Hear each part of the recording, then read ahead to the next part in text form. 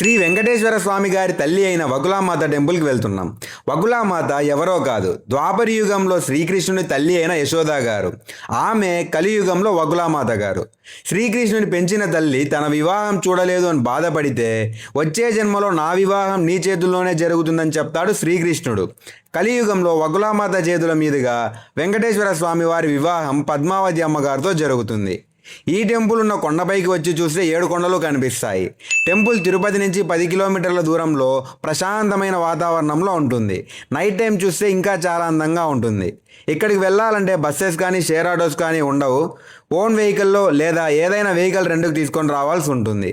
సిటీకి దూరంగా ఉండడం వల్ల క్రౌడ్ కూడా తక్కువగా ఉంటుంది. దర్శనం కూడా ఫాస్ట్గా అయిపోతుంది. Temple timings morning 6 to 12, afternoon 4 to 8 o'clock వరకు ఓపెన్లో ఉంటుంది. ఈవినింగ్ టైమ్స్ టెంపుల్ దగ్గరికి వస్తే స్నాక్స్ బండ్లు కూడా ఉంటాయి. వీడియో నచ్చితే లైక్ చేసి ఛానల్ని సబ్స్క్రైబ్ చేసుకోండి.